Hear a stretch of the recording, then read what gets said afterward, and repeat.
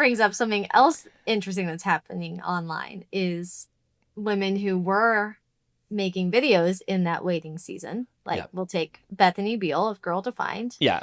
She didn't get married until she was in her 30s. She didn't kiss anybody until at the altar. Yeah. Which is fine. But she loves to brag about that. Yeah. And then, so she's making videos, they're all happy, blah, blah, blah, making babies. And then suddenly she starts making videos about how to spice up your sex life as a married woman. Yeah. And basically implying that married sex sucks. And Yeah. I have to teach you all of yours must suck too, because you listened to me and I told you to wait. So now let's figure out how to make that better. So yeah, it's just wild. The flip and the lack of acknowledgement from them of that they contributed to like women entering marriages without necessarily being ready or being happy, like not acknowledging that they played a part in maybe some people's marital unhappiness. There's a topic and you care a lot about it. Interesting, elaborate a little bit. Go on, that's cool.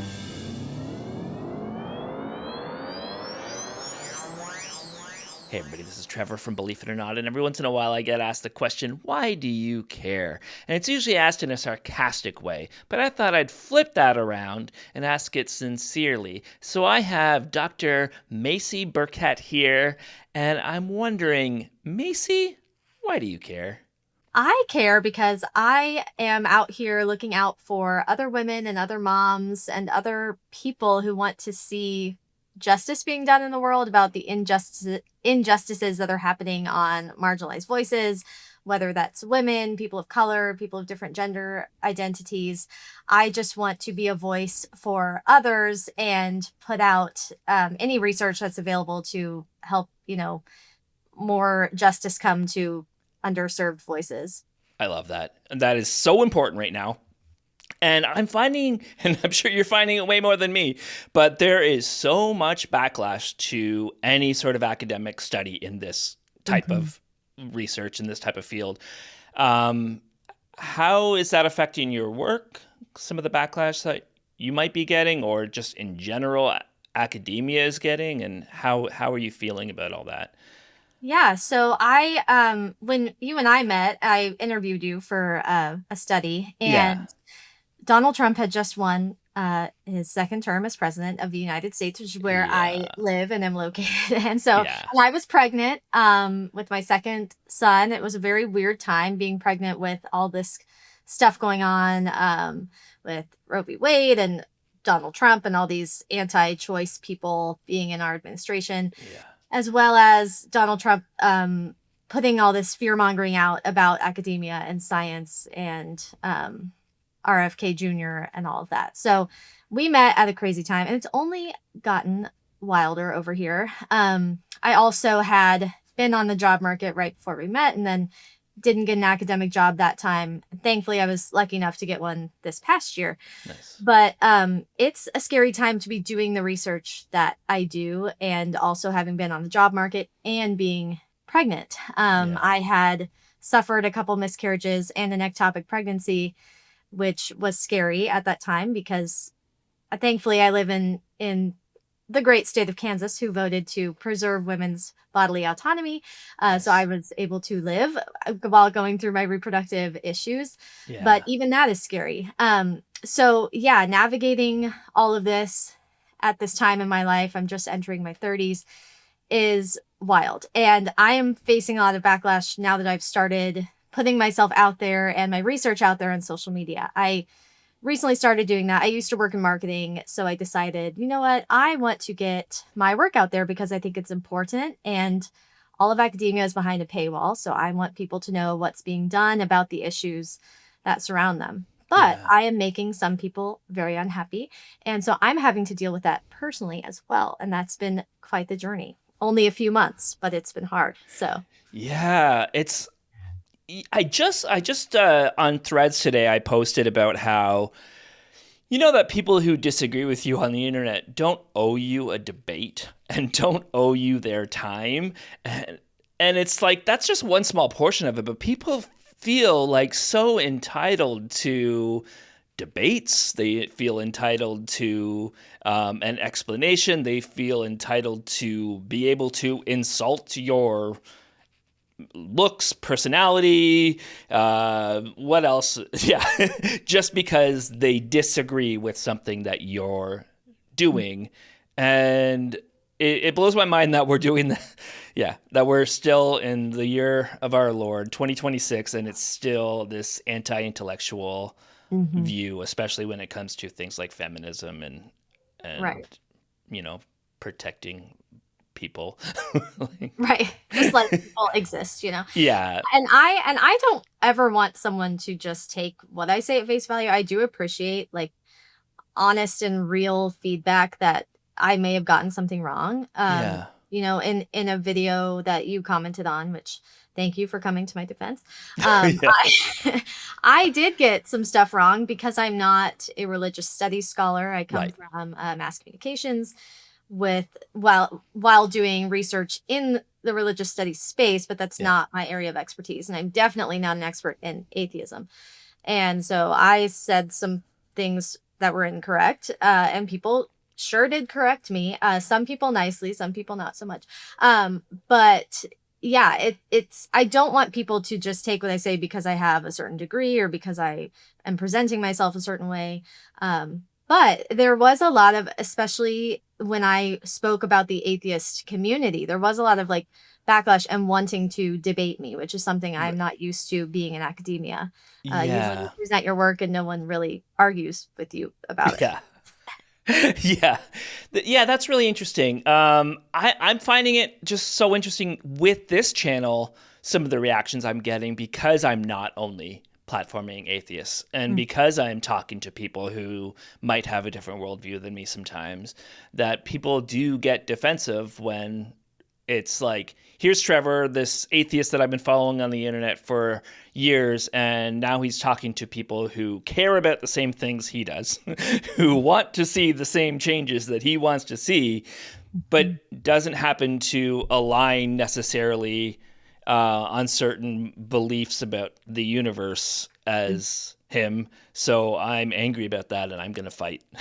I'm going to start arguing. It's so strange to me, and it's like, the number one thing is, don't you want change? Don't you want Mhm. things to get better here? Right. And I feel like the system we're in and this patriarchal system that we all and society that we're all existing in, it wants that division and it wants that Yeah. polarization. So the more that we try and separate from each other rather than just trying to come together over shared beliefs, Yeah. then the worse that division is going to get. So Yeah. No, I agree. Was it, and I'm sorry, I haven't read all the other comments, and you can be like, let's move on from this subject at any point. But was it the use of the word fundamentalism? Is that what yes, people, yeah. yes. So that got stuck onto WTF is fundamentalist atheism. And transparently, I heard that term in an interview. I don't remember Yeah. with who, but Could have been me. I don't know. But it was used in such a way that I thought, oh, well, Yeah. that's a term that's used. So Yeah. Yeah. I was not rage baiting. I like honestly thought that that was a term Yeah. that was used to describe this black and white binary thinking Yeah. of atheism, or of Yeah. thoughts of the universe, and like going from fundamentalist Christianity, this is what the Bible says, so this is what's true, no gray area, to thinking the same way but not Yeah. believing in a higher power. So I honestly thought that that's what that meant. I should have done my due diligence and looked up the term, but yeah, that's where a lot of the backlash was coming from. And then when I would respond in that way, it was like people were offended that I used that term, Okay. which obviously I was not trying to offend anybody. So I have no problem with the term personally. So comment away, people. But in the comments down below. But no, like for me, I think it works in some way, especially when it's somebody coming from evangelical Christianity into atheism. Mhm. It's not necessarily fundamentalist atheism, but a lot of people carry over the same mindsets from their fundamentalism. and it's just switched.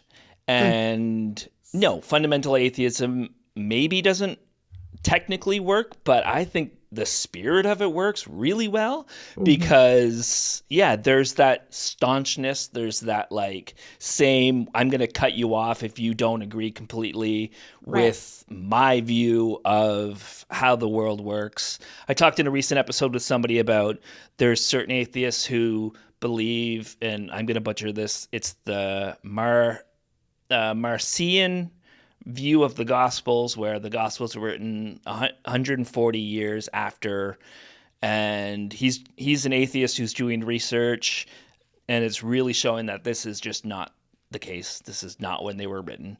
And this certain group of atheists are so angry about it Mm. and so defensive, and they have their own set of apologetics. So I would consider them fundamentalists. They're not fundamentalist atheists, maybe, but they're fundamentalists and they're atheists. So I think it works. But Well, and I was really referring to someone who told me that he uses his whiteness and his maleness to um get people to basically agree with him that Christianity is a farce and that Christianity is just copied from Greek mythology.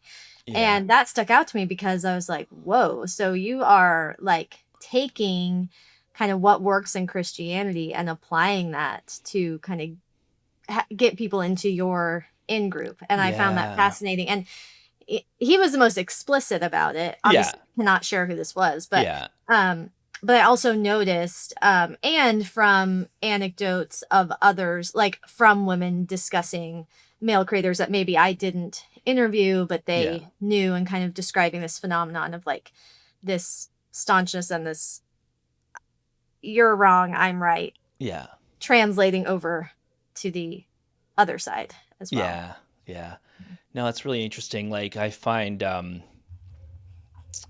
like atheism on YouTube has a bad name for a reason, and it goes back way farther than most of the people who are on YouTube as atheists right now. Like it goes back to old YouTube where it was like just like that whole neckbeard Hmm. manosphere kind of look at atheism, and we can't deny that there's some holdovers from that at all, and we can't deny that some of those same mindsets are Hmm. there. So And yeah, they exist in like progressive Christian spaces too. I yeah, mean, men are just dominating the conversation. yeah, I interviewed a woman who was often a guest in some of those like debatey type yeah, Christian versus atheists, blah blah blah, yeah, and she felt very alienated because she wasn't mm, willing to sort of like go at their necks about certain things. And these were progressive Christians,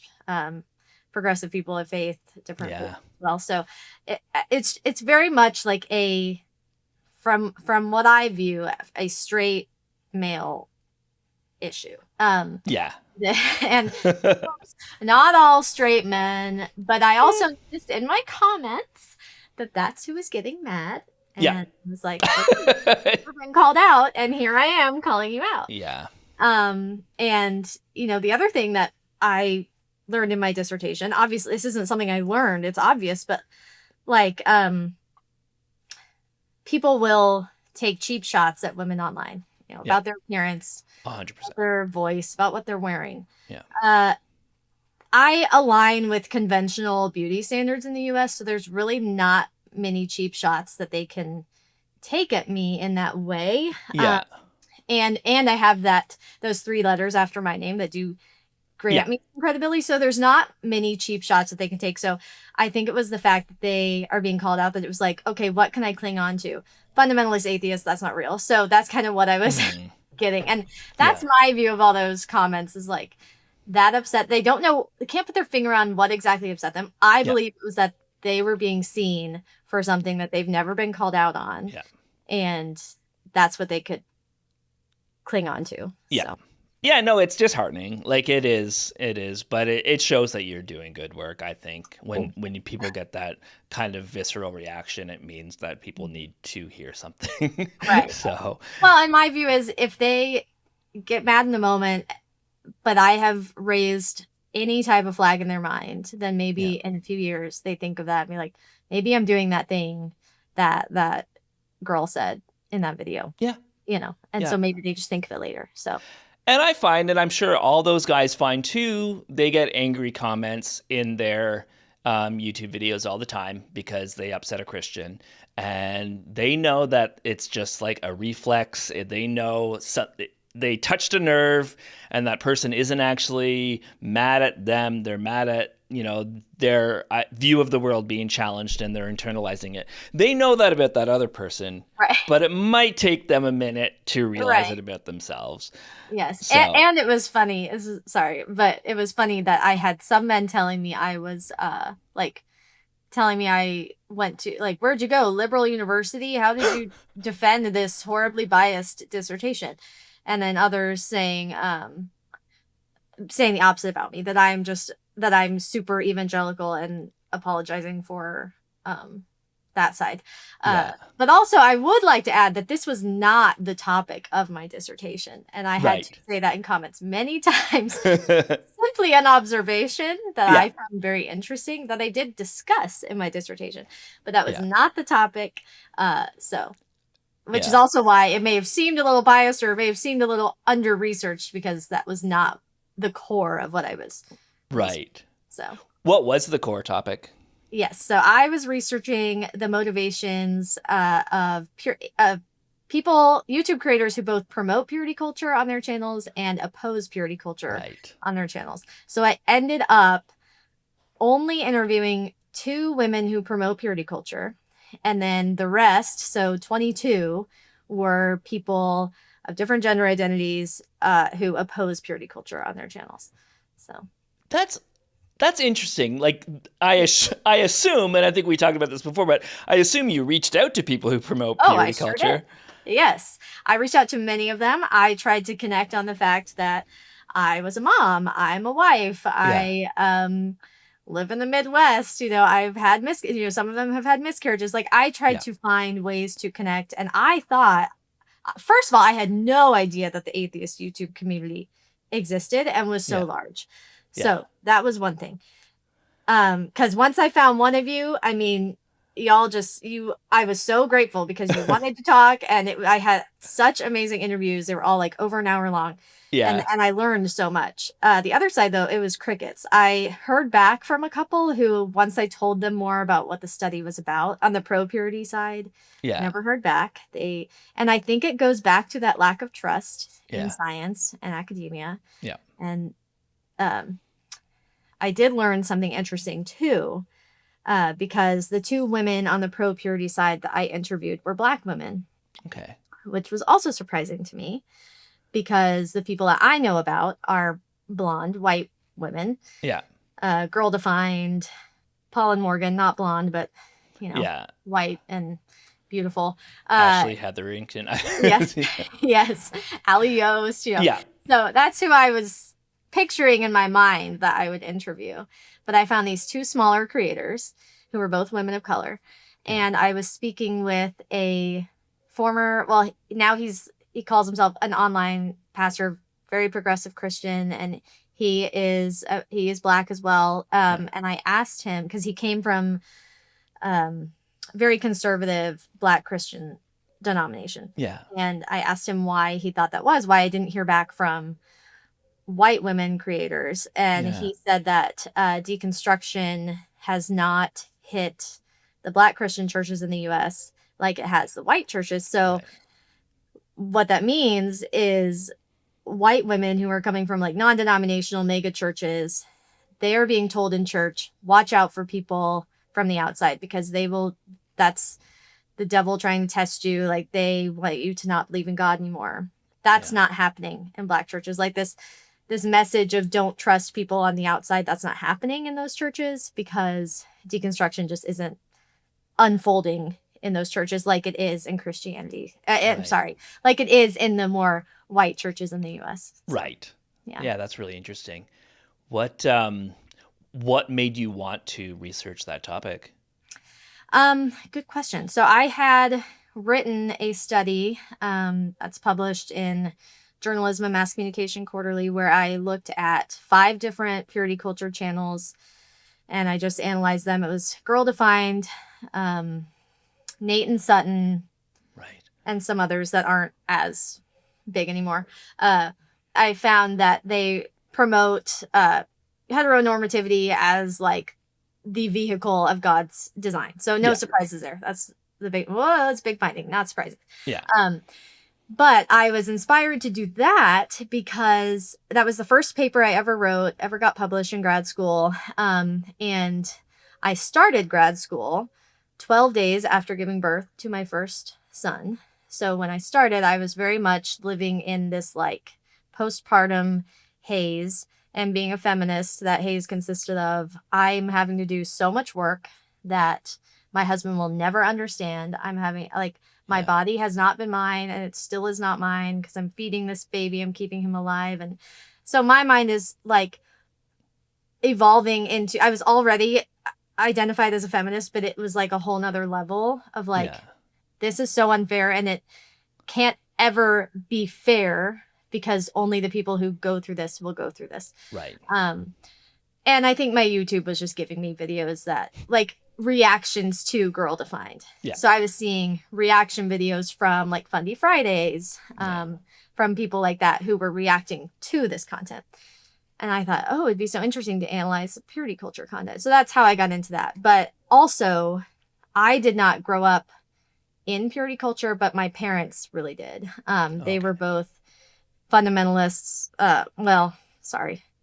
Their parents were like fundamentalists, and then they got a little less restrictive. And then my dad was fully like liberal progressive. And kind of brought my mom along eventually. But so we grew up in a very progressive United Methodist church. Nice. But purity culture was still there. It was just more subtle. It was more of like, don't wear bikinis to the outing where we go to the pool with the boys. Like, you don't want to make the boys feel weird, like that sort of thing.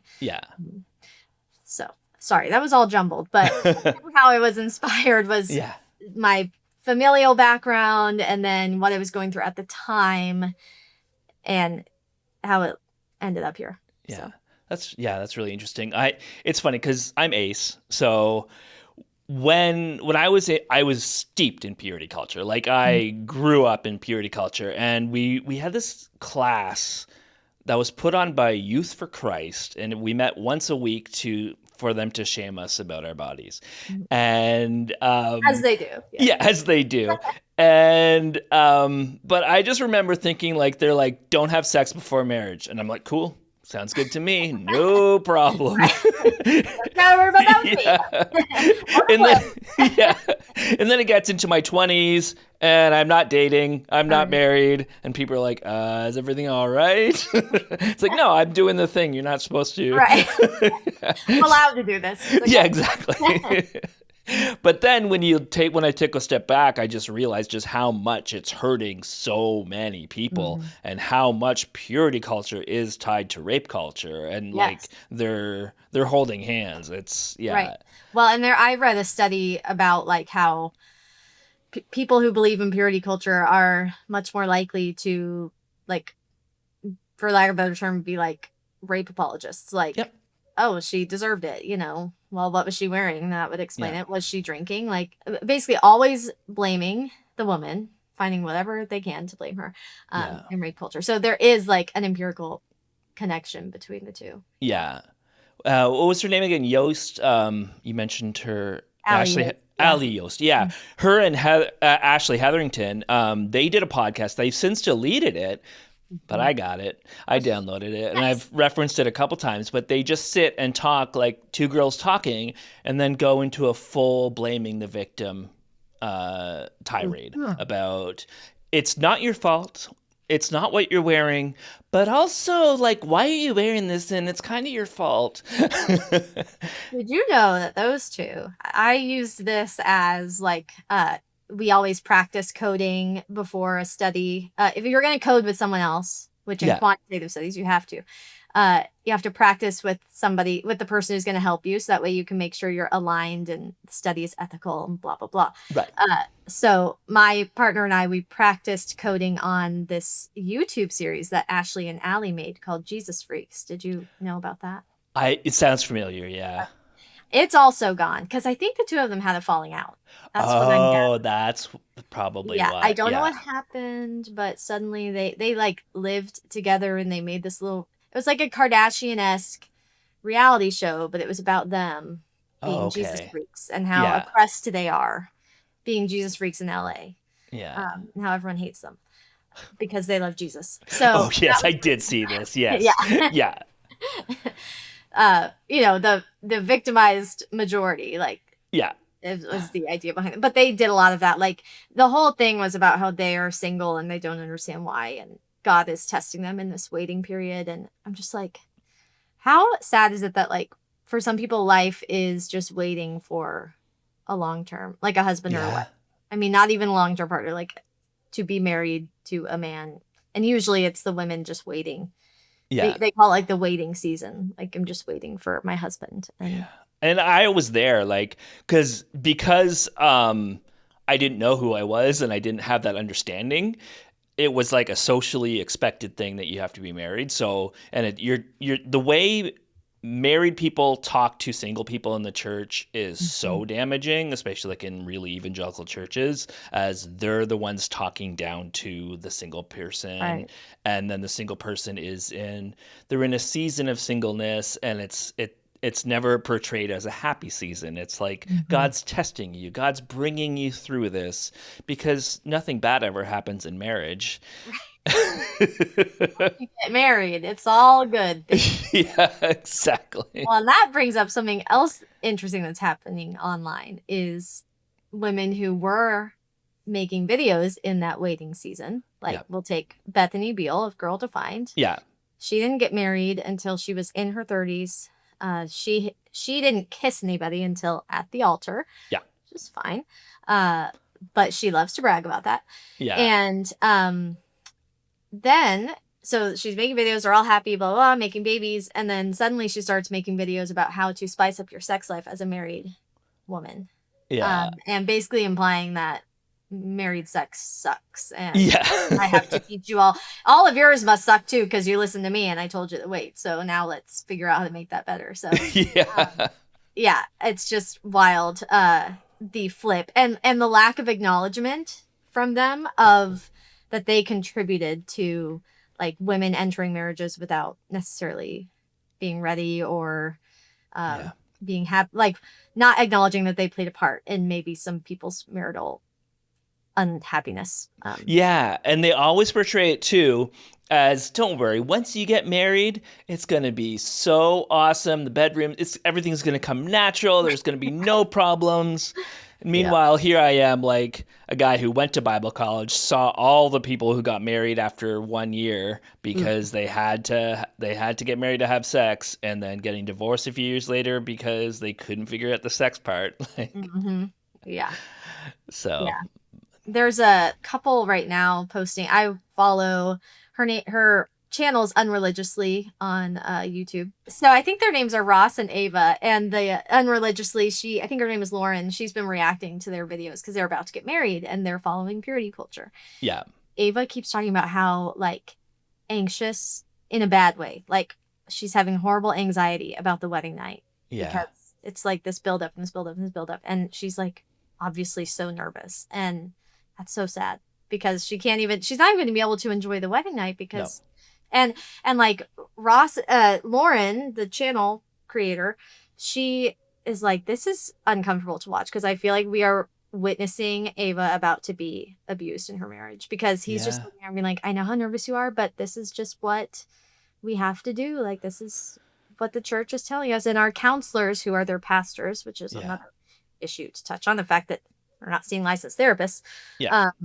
That's just what we're expected to do. You know, they said it'll take some time, but we got to try. And he's just like not picking up on the fact that she is having like debilitating anxiety over something she should not have anxiety. Yeah. debilitating anxiety about. So Yeah.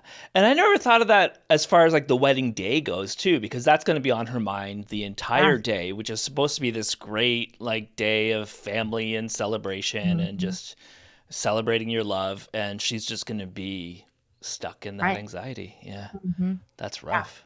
Hmm. I think Wow. they're getting married this weekend or something. So Oh, congrats, Ross. I hope you're okay. Ross and Rachel, was it? All Yeah. right. Ross, close enough. Yeah. Ross and Rachel seem a little more fun. So, Yeah. But they were on a break, but so they were on break. yeah. Yeah. Um, yeah, purity culture is something that I go back to a lot, and it's just something I'll probably make videos on until the day I die. It's never going away, unfortunately. I mean, it has Yeah, resurgences like all the time. yeah.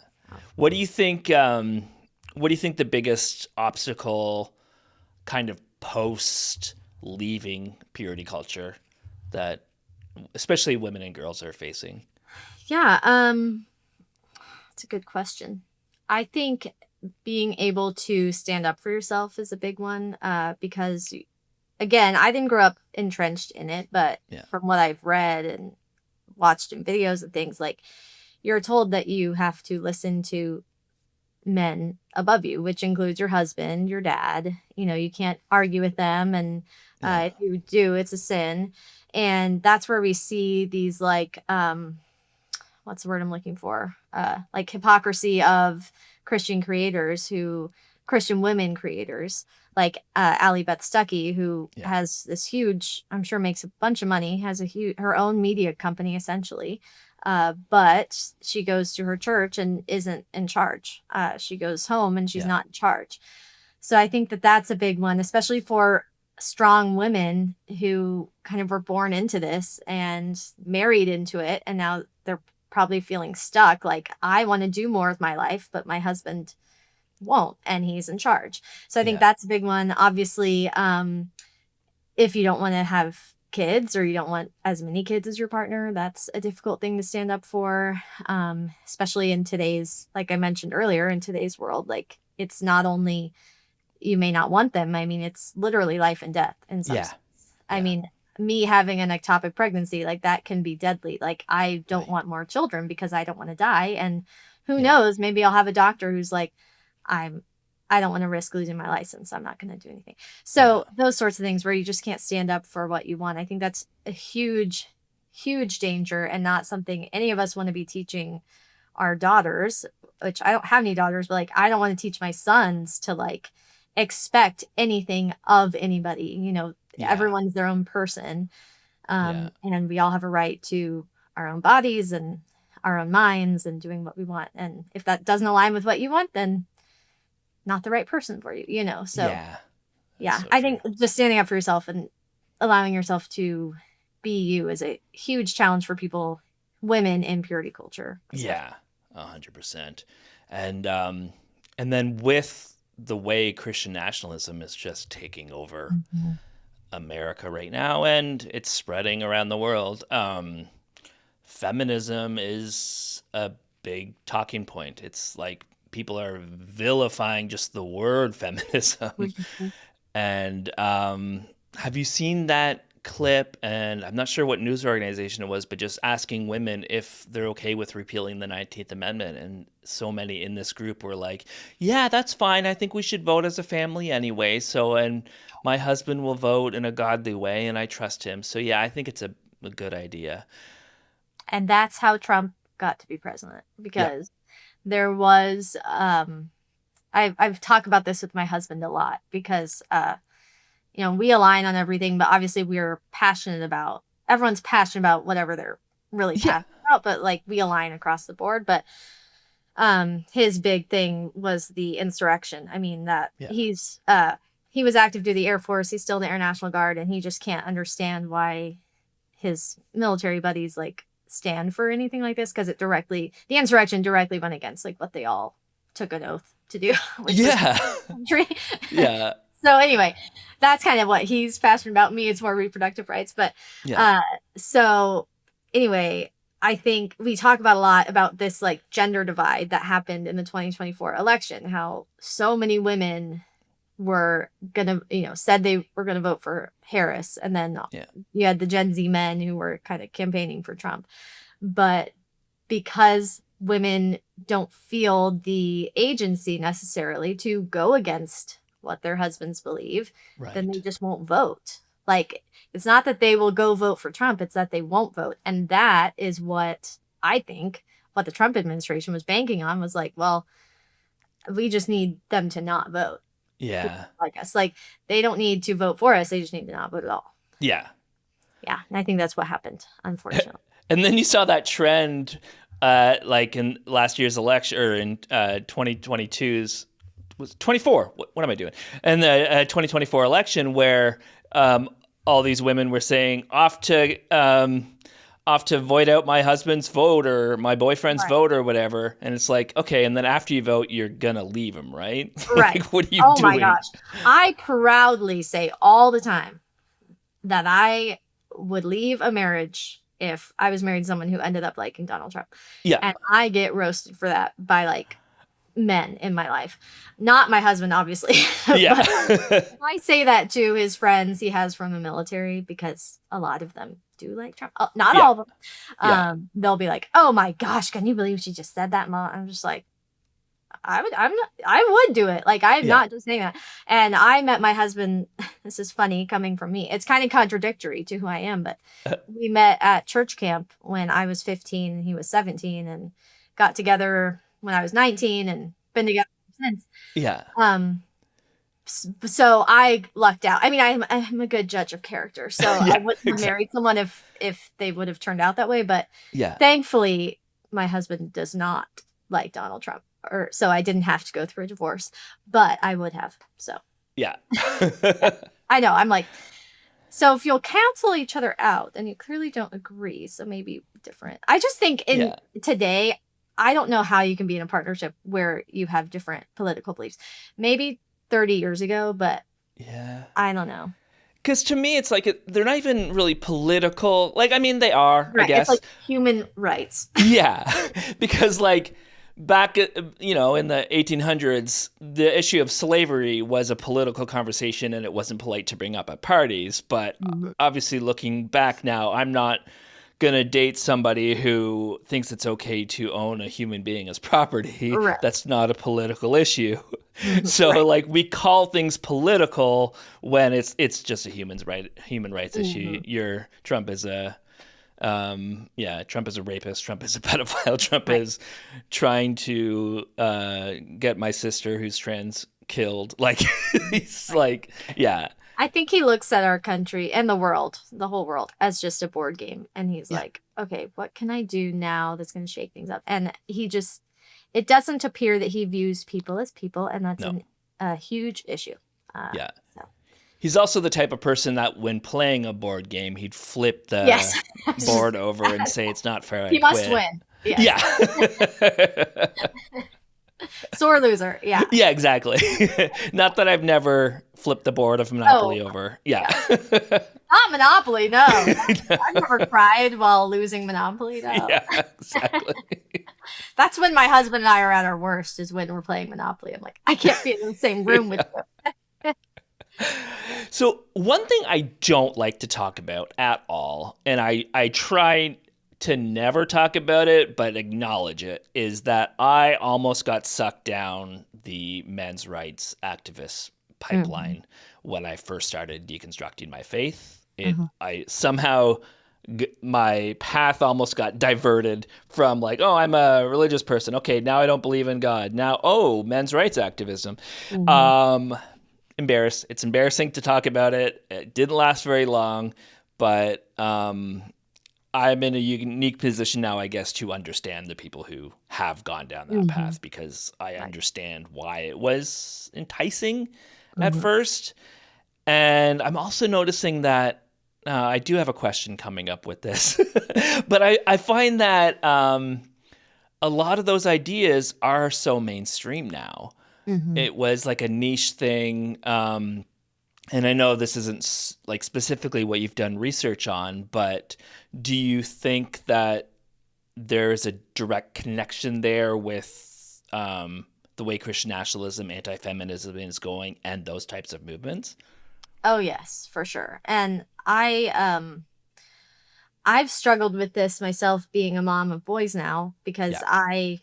I'm sure I told you when we last talked, but I never wanted boys. Yeah. I've unpacked this in therapy because I've had I was having gender disappointment because, and I finally found the deeper reason. It was because like I know how to tell a girl to be strong and to stand up Yeah. because I've done that. I have experience doing that. Yeah. I don't know how to tell a boy be strong in your convictions, stand up for yourself without feeling like I am a men's rights activist. Like Right. I'm scared I don't know what the balance looks like yet. They're 3 and 1, so I haven't had to deal with this yet. But like, I'm afraid to, like, what if I make them so, uh, you know, strong in their convictions that they are awful to women eventually? It's like Yeah.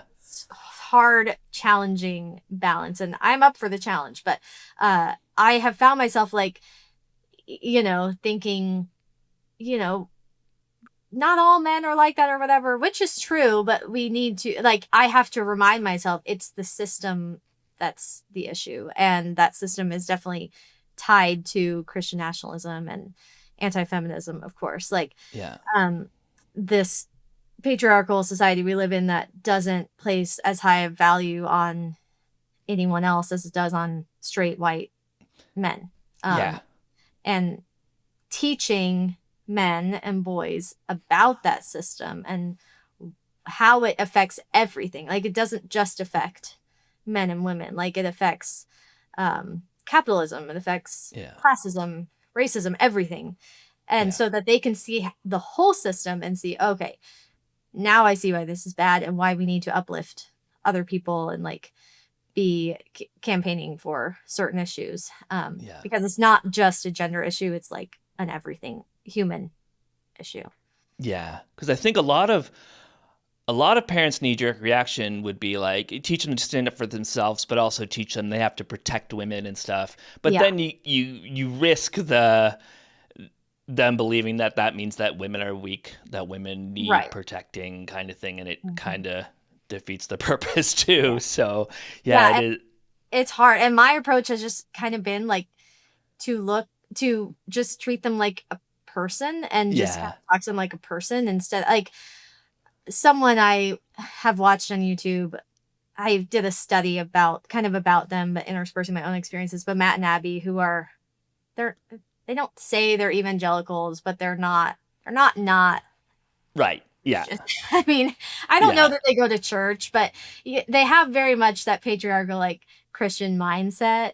And Right. I guess before bed every night, she tells her boy, she also has 2 boys, pregnant with her 3rd boy, like, okay, be good men. To be good men, we do this and that or something. And I'm not into that. Like, I'm not Yeah. into, okay, this is what good men are. It's like, why don't we just teach them how to be good people and good members Yeah. of our society, just like we would teach girls? Like, I would never Yeah. put my daughter to bed and say, okay, to be a good girl, you have to be quiet and be polite. Like, Yeah. that to me is the same thing. Yeah, like sugar and spice. And yeah, that's a really good point.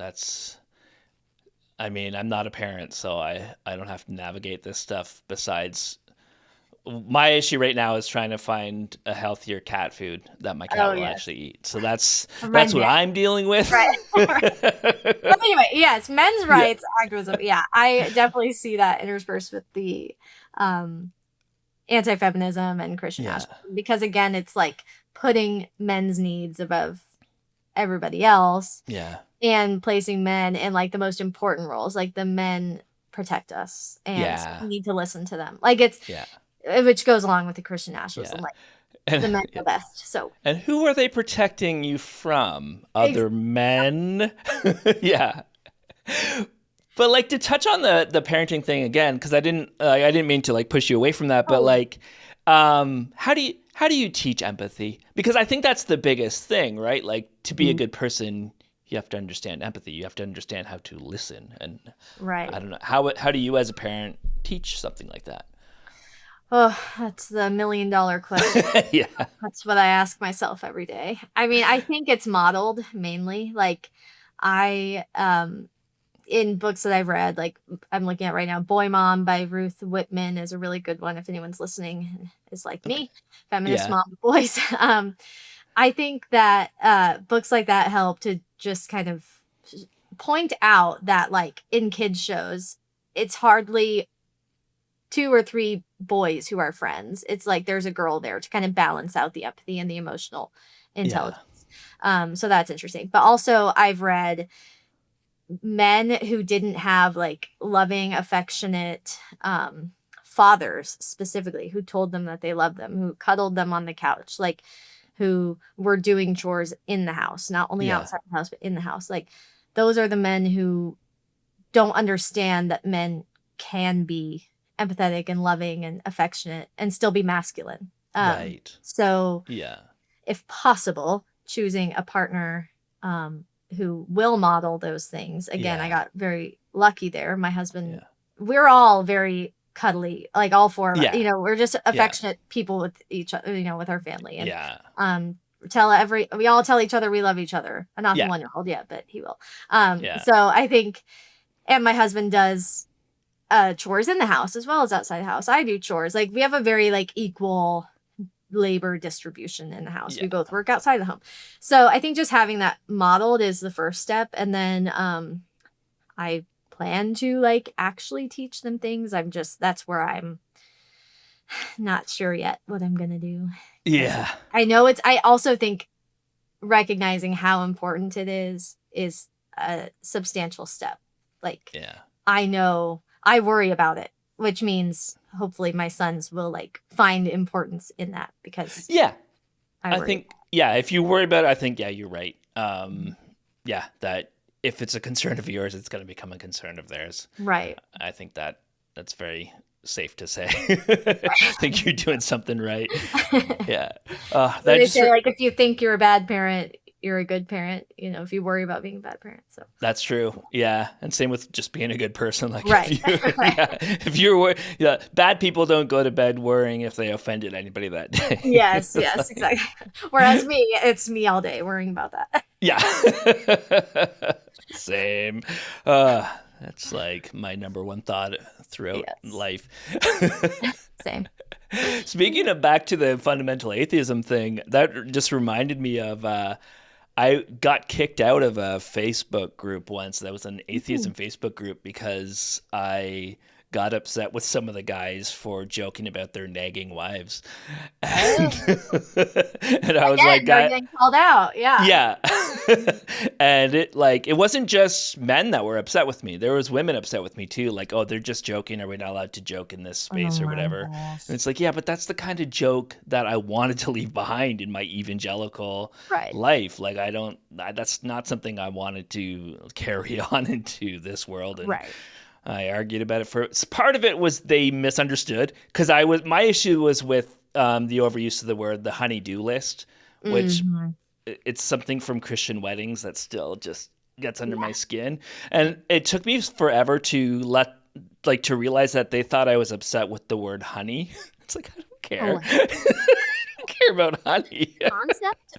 Yeah. I'm concerned about the fact that you're upset that your wife gives you a list of chores like you're a toddler. And the fact that you need a list. Yes. Your eyeballs to think, oh, the sink is full of dishes. Yeah. That's your house too. Yeah. Right. I made a video that also got a lot of backlash on, not a lot. My atheist one is the worst. But I made a video about that movie. What's it called? It's new on Netflix. Ladies First. Oh, garbage. Did you watch it?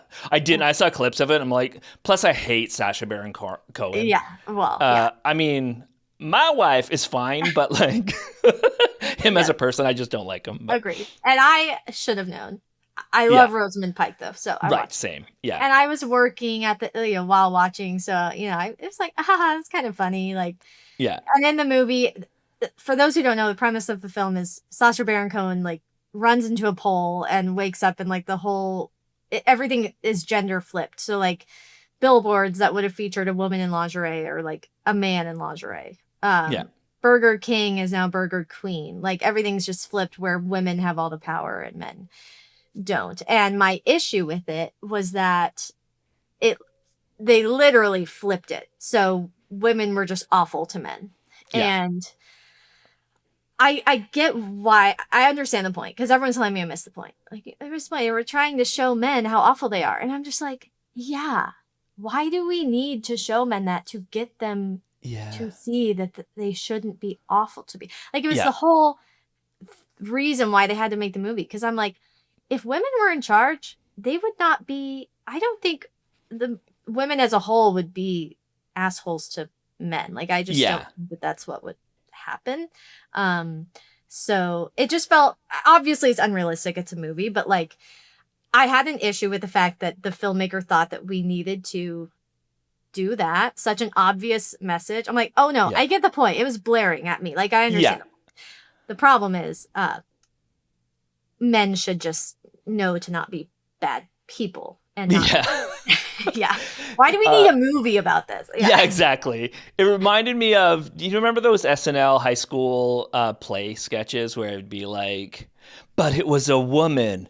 Wow. Like, it just. Yeah, it's like that. It had that energy. Yeah, it was like years ago. Oh, sorry. No, you go ahead. Years ago, there was a guy who made a blog post about how him and his coworkers' email got switched or something like that, and he couldn't figure out why everybody was being so rude to him. And then they realized it was because they thought he was a woman. So he wrote this article about how it's different for women, and everyone was like, wow, that's really interesting. And then so many women were like, yeah, but we've been telling you that. Like, why all of a sudden, like, the point is people don't listen to women. So here's an article from a man saying how we noticed that. Groundbreaking. Yes. Yeah. Oh, I never even thought about that. Yeah. Same with, and that takes me back to my interviews too, because I had 2 husbands I interviewed whose partners make content too, but the women partners didn't want to be interviewed. And I think it's because they get backlash for what they say, but then the men will say the same thing. And so I was in play there too, where we scream this from the rooftops, like what we go through, and no one listens. But the way to solve that is not to write an article or like make a movie. Here's what they go through, you guys. Like, no, we need to do the work of like fixing the system underneath it all, rather than just did you guys know they go through this? It's wild, you know? Yeah. And that's something like, because I'm a white guy who's pretty straight, like mostly straight on the internet, it's a weird place to be in, because obviously I want to say, hey, listen to women, do that. But also I'm a man saying, listen to me. So there's that.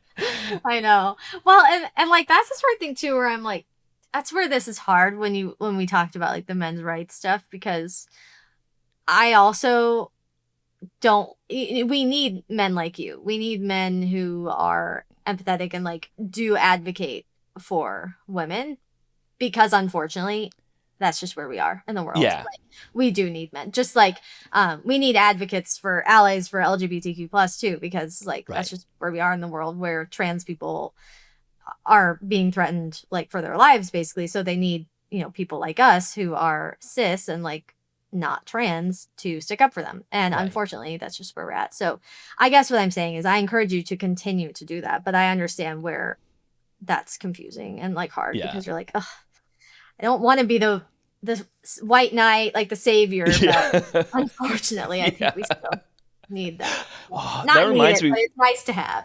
Yeah. One time I talked about consent, and I didn't specify the gender when I was talking about it. I just talked about the importance of consent.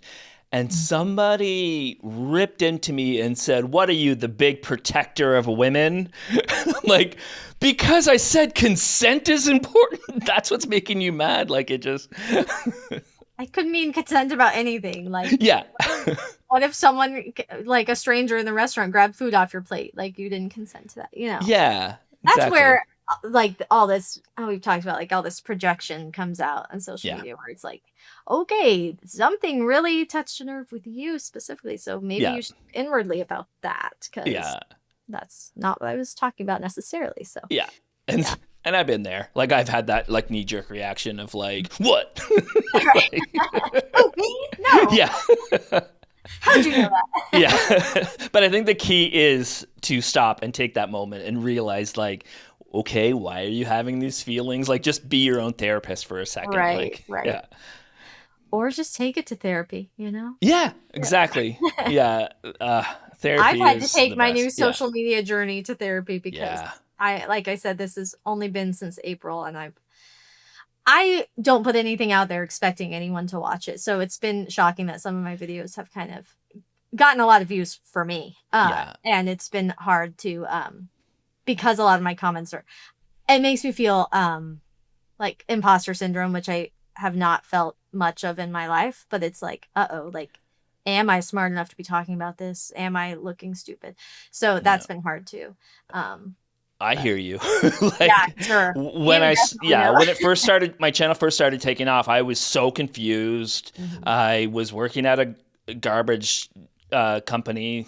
I was like, what's happening here? And then you start getting mean comments, and it's like a Mhm. minute ago nobody knew who I was, and now everybody hates me. Like, what is happening? So, Right. yeah, I understand. Yeah.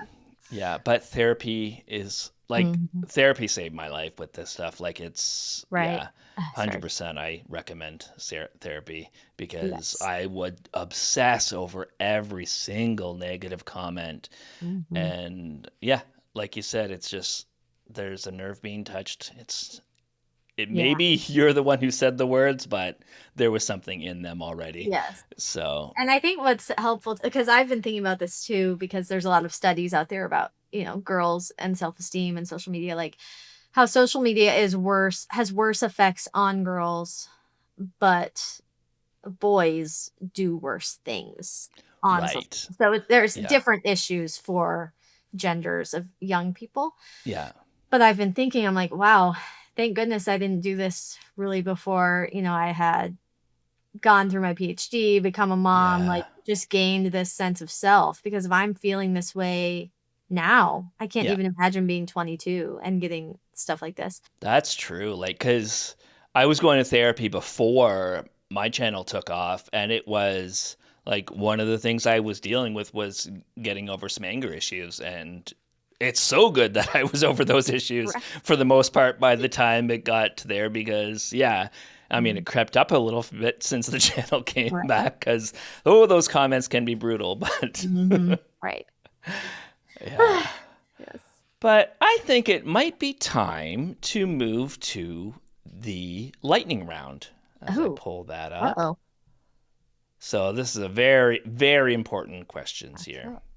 Okay. Are you an early bird or a night owl? Night owl. Yeah. 1000%. I stay up till 1 a.m. on an early night. So Oh, wow. Okay. Yeah. Yeah, I'm back and forth. I've always been a night owl, back and forth lately. I don't know. You hit 45, like I just turned 45 a couple months ago.